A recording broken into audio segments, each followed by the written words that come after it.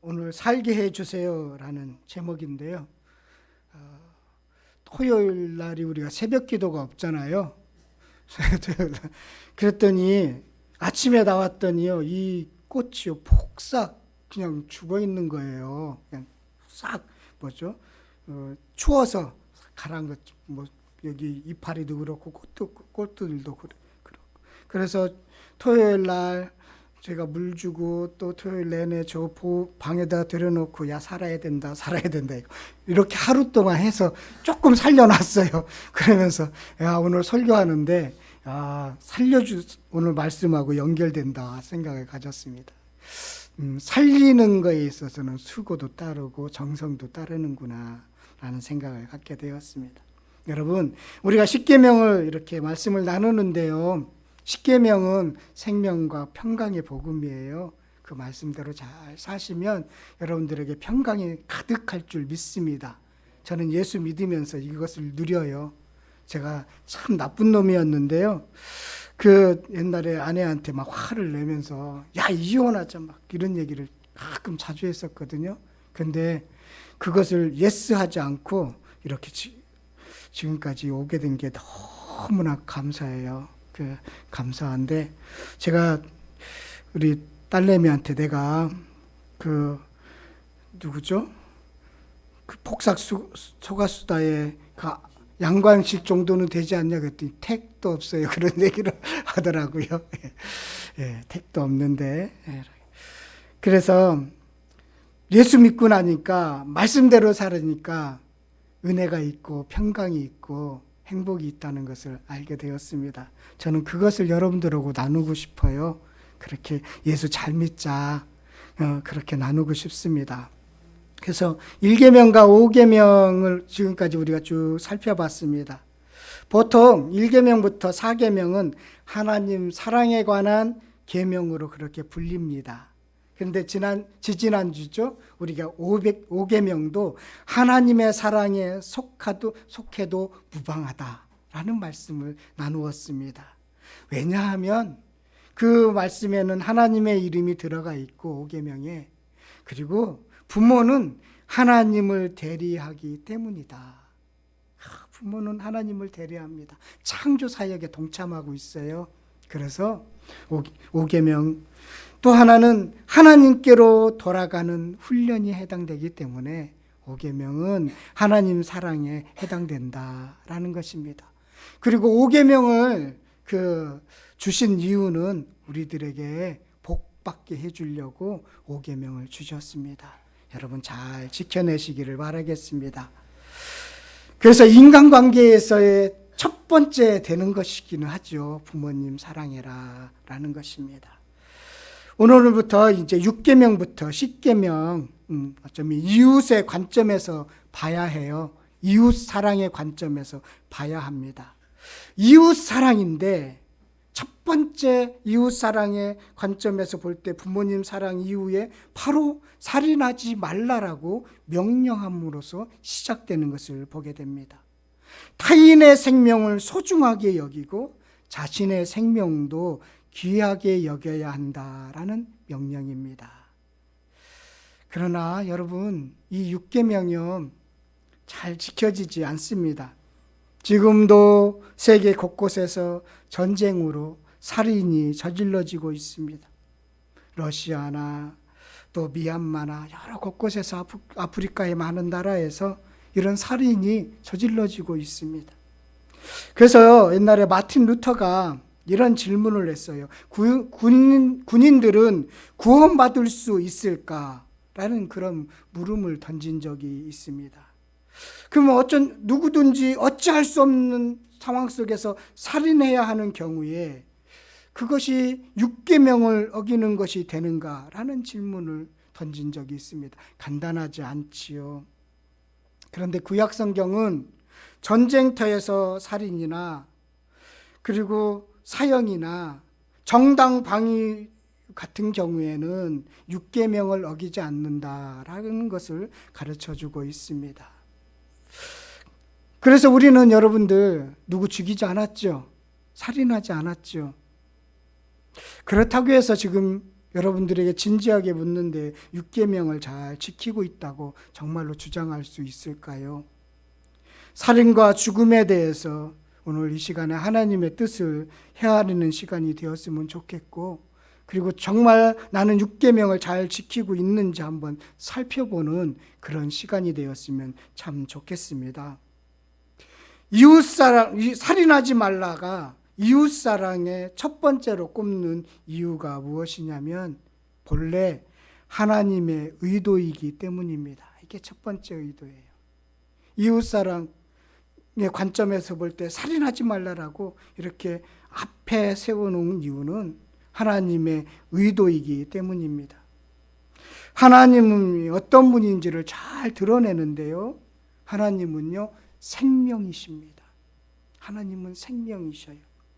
신명기 30장 2절에 보면 내 하나님 여호와를 사랑하고 그의 말씀을 청종하며 또 그를 의지하라. 그는 내 생명이시요. 예, 하나님은 생명이십니다.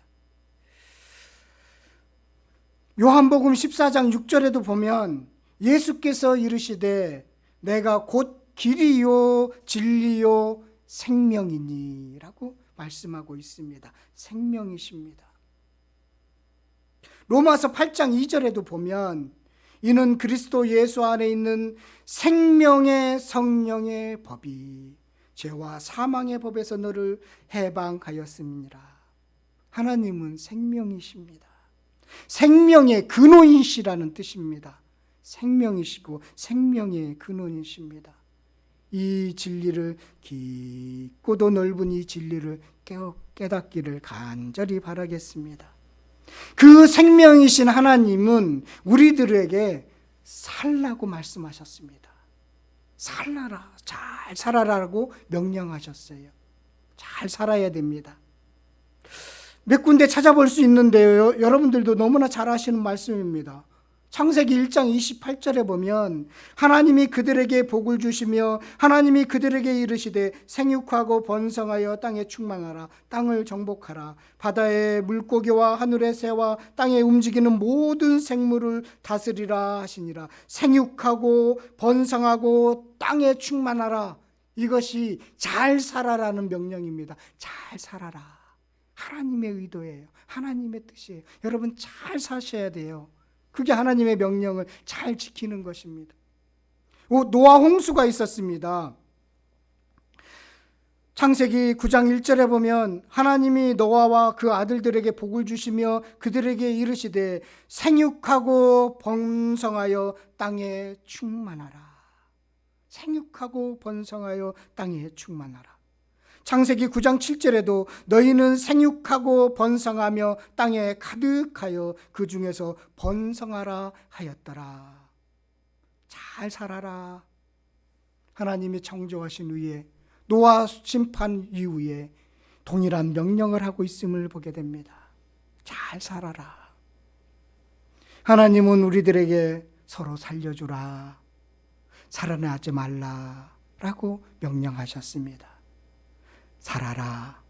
서로 살려주면서 잘 살아라 하는 것이 하나님 본래의 의도입니다. 그래서 살인하면 안 됩니다. 잘 사시기를 바라겠습니다. 이게 6계명을 주신 첫 번째 이유이고요. 두 번째 이유는 사람은요, 하나님의 형상대로 지음을 받은 존재이기 때문입니다. 사람은 하나님을 닮은 작품입니다. 그래서 살인은 하나님의 작품을 망가뜨리는 결과가 됩니다. 만약에 하나님의 작품을 망가뜨린다는 것은 하나님을 존중하지 않는다는 것이고 사랑하지 않는다는 것을 표현하는 것입니다. 어떤 화가가요, 그림을 잘 그렸습니다. 정말로 아끼는 작품이 있는데 누군가가 거기에다 흠집을 내고 거기에다 덕칠을 하고 거기에다 망가뜨리면 화가가 얼마나 화가 나겠습니까? 그것은 화가를 죽이는 행위와 마찬가지다라는 것입니다. 그래서 모든 사람들은 존중되어야 됩니다. 그래서 이는 하나님을 존중하는 태도이고 나를 만드신 하나님을 존중하고 하나님을 사랑하는 태도인 것입니다. 작품을 흠집내지 마시기를 바라겠습니다. 하나님의 작품에 흠집내지 마십시오. 모든 인간들은 하나님을 닮았습니다. 거기에 흠집내는 것, 하나님의 작품에 훼손시키는 것입니다. 그래서 살인하지 말라, 그렇게 명령하고 있는 것이지요. 이게 두 번째 의도입니다. 이 6계명에도 많은 하나님의 뜻이 담겨져 있지요. 세 번째 의도는요, 차별과 멸시는 살인에 해당된다라는 것을 가르쳐주고 있습니다. 이 세 번째가 정말로 우리들이 쉽게 실수하는 부분입니다. 차별하는 것, 멸시하는 것, 이것이 살인에 해당된다는 것입니다. 마태복음 5장 21절부터 26절까지 한번 가서 찾아보도록 하겠습니다. 마태복음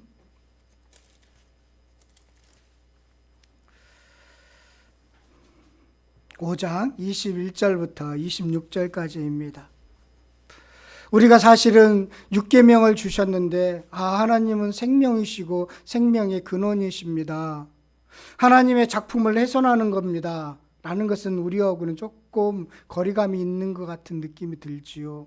그런데 바로 6계명을 주신 하나님의 본래 의도, 차별과 멸시는 살인에 해당된다라는 이 말씀 앞에는 우리도 주저하게 되어 있다라고 할 수 있겠습니다. 우리 이 말씀 교독하도록 하겠습니다. 옛사람에게 말한 바 살인하지 말라, 누구든지 살인하면 심판을 받게 되리라 하였다는 것을 너희가 들었으나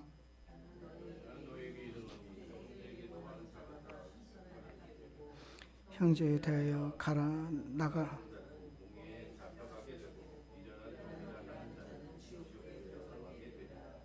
그러므로 예물을 제단에 드리다가 거기서 내 형제에게 원망을 들을 만한 일이 있는 것이 생각나거든.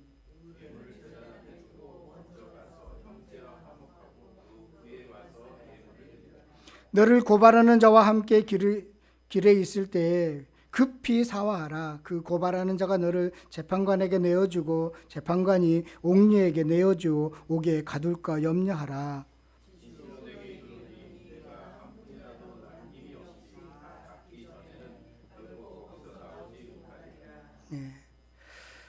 그 21절이 옛사람에게 말한 바 살인하지 말라. 이게 6계명입니다. 너희들 잘 들었지. 그런데 내가 너희에게 그 6계명에 대해서 조금 더 설명해 줄게 라고 하면서 하신 말씀인 것입니다. 하나님이 주신 의도를 해석해 주고 있는 것이죠. 우리 예수님이요. 화를 내고 모욕적인 언사가 살인이라는 것입니다.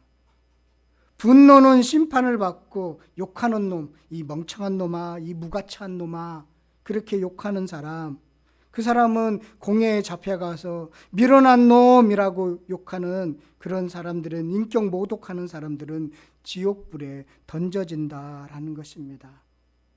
이런 말은 사람을 무시하고 멸시하기 때문입니다. 쓸모없는 인간이라고 욕하는 멸시는 무서운 살인에 해당된다라는 것입니다. 멸시는요, 분노보다 더 나쁜 악이다라는 것입니다. 상대방의 가치 자체를 인정하지 않는 행위이기 때문입니다. 다른 사람을 인격적으로 멸시하게 되면 여러분, 그 멸시가 표정과 말로 나타나지 않습니까? 멸시는 가장 두드러진 형태의 욕설입니다. 아주 나쁜 모습이에요. 그게 살인에 이르게 된다는 것입니다. 그 마음의 분노가 욕으로, 행동으로 나타나고 발전해서 살인하게 되고 지옥불의 심판을 받게 된다는 것이 우리 예수님이 6계명을 해석해 준 의미입니다. 야고보서 2장 1절에 보면 내 형제들아, 영광의 주 곧 우리 주 예수 그리스도에 대한 믿음을 너에게 가졌으니 사람을 차별하여 대하지 말라. 사람을 차별하여 대하지 말라. 이것은 야고보 사도가 6계명을 또 한 번 더 해석해 주고 있는 말씀인데 예수님의 말씀과 일치합니다. 여러분, 사람을 차별하지 마시기를 바라겠습니다. 사실은 말로 하는 상처가 오래가고 잘 잊혀지지 않는 것을 보게 됩니다. 그래서 다른 사람을 멸시하는 것은 살인의 원천이다라는 것입니다. 제가 이 말씀을 이렇게 묵상하면서 제가 사람들 관계가 아주 넓거나 그렇지는 않은데 제 가깝게 지내는 그 자녀의 문제로 함께 기도했던 적이 있습니다. 지금은 하나님의 은혜로 다 해결되었지만 당시에는 아주 심각한 기도의 제목이었습니다. 어떤 내용이냐면 윗사람의 말 때문에 너무 힘들어하는 자녀의 이야기였습니다. 우리 지인의 자녀는 대학에서 이제 졸업을 하고 카이스트 석사과정에 입학했습니다. 어렵게 입학을 했어요. 그래서 다들 축하하고 기쁨을 함께 나누었습니다. 그런데 이 카이스트 학생들은요, 각각 교수님 밑에서 연구하면서 공부를 하는 그런 시스템입니다. 이 지인의 자녀도 이제 어느 교수님 밑에서 이렇게 공부하면서 열심히 노력하는 편이었습니다. 그런데 이 교수님은, 지도 교수님은 천재에 가까운 것 같아요. 우리나라 최고의 대학에 나오고 그래서 아무 거침없이 이제 교수가 되신 분입니다. 그런데 이 교수님은 이 학생들의 좀 부족한 면을 용납하지 못하는 거예요. 왜 못해? 아니, 그런 걸 왜 못해? 이런 식이에요. 왜 그런 걸 해결하지 못하는 거야? 전혀 그 학생들의 그 어려움을 잘 이해하지 못하는 것입니다. 그러면서 따라오지 못하는 학생들에게는 이 심한 비방과 모욕을 주는 일들이 좀 비일비재했던 것 같습니다. 그래서 이 지인의 자녀는 너무나 그게 견디기 힘들었습니다. 그래서 결국은요, 이제 자퇴를 했고, 그래서 현재는 아주 좋은 곳에서 석사 과정을 마치고 박사 과정에 들어갔습니다. 그리고 나서요, 우연히 이제 그렇게 해서 해결되고, 그러다가 그 부모, 이제 제가 알고 있는 그 지인이 자녀의 일기장을 우연히 보게 됐다고 그래요. 그러면서 그 일기장에 내가 살 만한 가치가 있나? 내가 여기서 꼭 살아야 되나? 그런 자살 충동을 엄청나게 거기다 썼더라는 거예요. 그 모욕감을 견디지 못해서 너무 힘든 내용을 그 일기장에 쓴 것을 보고 펑펑 울었다고 합니다. 비방과 모욕이 살인에 이르게 되는 그런 모습을 우리는 비일비재하게 보게 되는 것입니다. 또 하나의 제가 인간관계가 넓지 않다고 그랬죠. 제가 또 다른 지인의 이야기인데요. 이건 지난주 이제 나눈 이야기예요. 그 자녀는 되게 성실하고 열심히 공부한 자녀를 알고 있어요. 그래서 좋은 대학에 졸업했고요. 그리고 취업도 정말 열심히 해서 성공을 했어요. 성공을 이제 취업이 됐다는 건 들었는데, 아유, 감사하다, 그런 나누었습니다. 근데 직장 생활 잘하는 줄 알고 오래간만에 만났거든요. 잘 다녀요? 그랬더니, 아니요, 그만뒀어요. 그러는 거예요. 왜요? 그랬더니, 거기 사수되는 직장 상사가 너무나 괴롭혔대요. 너무나 괴롭혀서 정말로 견딜 수 없을 정도로 핀잔을 주고 비방을 주고 인격적인 모독을 하고 막 그래서 견딜 수가 없어서 퇴사하게 되었다는 거예요. 그런데 또 하나님의 은혜로 더 좋은 데로 처음 들어간 회사가 늘 그러잖아요. 자랑하는데 연봉 이야기 하잖아요. 그렇죠. 저는 연봉 얘기 할 말이 없는데 연봉이 5,500이었는데 이제 그래서 나왔대요. 너무 마음이 아팠는데 근데 옛날 정경련이라는 그곳에 다시 들어갔는데 거기는 꿈의 직장이라고 그러네요. 6,500이 주고 너무나 일이 쉽대요. 그러면서 하나님이 그렇게 잘 옮겨주셨어요. 라고 그렇게 이야기를 하더라고요.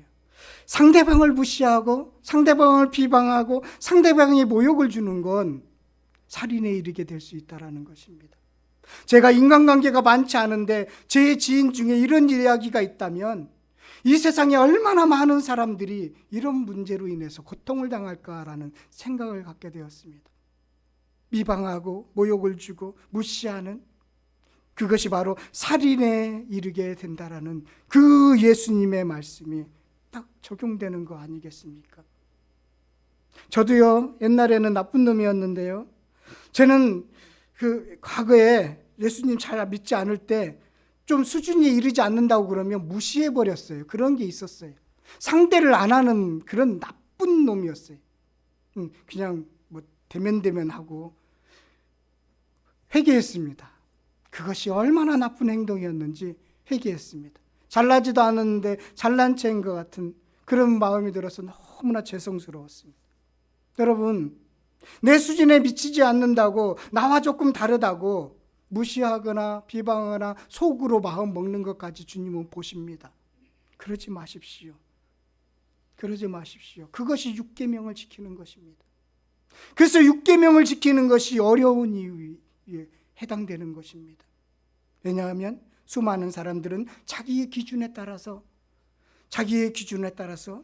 그렇게 평가하고 좀 기준에 미치지 못하다면 비방하고 비판하고 모욕을 주기 때문입니다. 그러지 마십시오. 우리 6계명을 주신 것은 생명 보호의 명령인 것입니다. 그래서 그리스도인은 타인이 풍성한 삶을 살도록 돕고 노력해야 한다라는 것입니다. 그래서 6계명이 어떤 요구를 하고 있는지 알아야 하는데요. 요한일서 3장 15절에 보면 그 형제를 미워하는 자마다 살인하는 자니 살인하는 자마다 영생이 그 속에 거하지 아니하는 것을 너희가 아는 바라. 형제를 미워하는 자마다 살인하는 자다. 사도 요한도 그렇게 깨달았던 것입니다. 일맥상통하지요. 예수님의 가르침, 야고보 사도의 고백이나 요한 사도의 고백이나 동일한 것입니다. 욕하지 말라, 미워하지 말라. 그것이 살인에 이른다라는 것입니다. 그들은 6계명을 그렇게 지키려고 참 노력을 했구나라는 것을 생각하게 됩니다. 형제를 미워하는 것이 살인하는 것이다라는 것입니다. 그리고요, 살인하지 말라라는 이웃사랑을 이렇게 소중하게 명령으로 담은 이유는, 네 번째 이유는요, 죽음을 가르쳐 주기 위해서입니다. 죽음이라는 것이 무엇인가? 우리 저를 이렇게 목사 되게 이렇게 도움을 준 목사님이 고 우희영 목사님 때문에 제가 여기까지 오게 됐는데요. 마지막에는 췌장암으로 너무 고통스러웠어요. 그 모습이 지금도 생각이 나는데, 그래서 그 집에 가서 기도해 줬던 적이 있습니다. 그래서 그 약이 세니까 선망 증상 같은 것도 나오고 헛소리도 하고 그러셨대요. 그런데 마지막 이제 다 온 식구들 다 모아놓고 임종을 이제 맞이했는데 얼굴이 환하게 피더니 나 이제 좋은 데가, 그 말씀하시고 돌아가셨대요. 좋은 데가 라는 것입니다. 죽음이라는 것이 무엇인지를 가르쳐 주고 있습니다. 인간의 죽음이라는 것은 사실은 하나님의 관계 속에서 결정됩니다. 아담과 하와가 지은 죄의 결과는 뭐죠? 먼저 영혼의 죽음이 먼저 찾아왔습니다. 아담과 하와의 육신은 살았지만 이미 아담과 하와는 영적으로 죽었습니다. 영혼적으로 하나님과의 관계가 단절된 것이죠. 육체가 살아있다고 해도 영혼이 죽었으면 그는 이미 죽은 것입니다. 죽음이라는 게 그런 거예요. 반대로 육체의 생명을 있다고 해도, 살아있다고 해도 영혼이 죽었다면 그는 의미가 없는 것이죠. 육체의 생명을 잃는다 해도 영혼이 살았으면 그 영원한 생명은 그 사람은 얻는 것입니다. 그래서 6계명은 자신을 포함한 모든 인간에 대해서 그 영혼을 죽이지 말라. 존재론적인 살인을 하지 말라라는 것을 가르쳐주고 있습니다. 그래서 6계명은 단순히 육체적인 죽음만을 말하는 것이 아닙니다. 6계명은 존재론적인 살인을 금지하는 계명입니다. 그래서 6계명을 온전히 지키는 길은 무엇일까요? 그 존재를 죽이지 않는 이유는 무엇일까요? 방법은 서로 사랑하는 것입니다. 이 방법밖에 없습니다. 서로 사랑하는 것입니다. 지난주 오신 우리 선교사님, 가깝게 지내고 있는 선배님의 가정 이야기를 나누었어요. 그 선배 형수는 이 자녀 교육열이 엄청 높았대요. 대단했다고 합니다. 그래서 그 형수는 딸을 조기 유학을 보내고요. 그래서 미국의 아주 좋은 대학을 입학시켰다고 합니다. 그런데 갑자기 입학한 자녀가 학교도 가지 않고요. 자기 방에서 들어가서 나오지도 않는 거예요. 모든 사람과 단절을 하는 거예요. 자신을 스스로 소외시켜버린 거예요. 그러면서 툭 하면 나 자살하겠다고 예고하고요. 그래서 너무 힘들었대요. 자신의 영혼을 막 방에 가둬놓고 움직이지도 않고 그러니까 너무 힘들었다고 합니다. 그렇게 4년 동안 그 일이 진행됐는데 그 형수가 딸에게 용서를 구하고 미안하다, 내가 잘못했다. 그렇게 하면서 관계가 조금씩 회복되면서 그 사랑이 좀 전해지면서 지금은 아주 제대로 회복이 되었다고 합니다. 그러면서 형수가 이런 말을 했다고 합니다. 딸의 문제가 아니라 나의 문제였다. 내가 잘못했다. 그렇게 회개했다고 합니다. 자신을 사랑으로 다듬어 가시는 하나님의 손길을 나도 이제 알게 되었다. 그러면서 딸에게 그 사랑이 전해지면서 회복이 됐다고 합니다. 여러분, 살인하지 않는 것, 더 적극적으로는 사랑하는 것입니다. 사랑을 몰라서 6계명을 지키지 못하고 사랑을 몰라서 하나님의 말씀을 완성시키지 못하는 것입니다. 살인하지 말라고 주신 계명은 사랑으로 완성됩니다. 이웃 사랑으로 완성됩니다. 이웃을 사랑하면 멸시하지 않고요. 사랑하면 무시하지 않고요. 사랑하면 비방하지 않아요. 사랑하지 않으니까 평가하고요. 그렇게 평가함으로써 나는 너보다 조금 낫다. 그거 내세우려고 평가하는 것입니다. 그것은 6계명을 어기는 것입니다. 다 부족해요. 연약한 그릇입니다. 잘나봤자 별거 아니더라고요. 잘나봤자 별거 아니에요. 사랑하는 사람이 가장 위대한 사람입니다. 그것이 6계명을 지키는 길입니다. 여러분, 여러분들의 가정이나 직장에서 이 계명을 잘 지켜내시기를 간절히 바라겠습니다.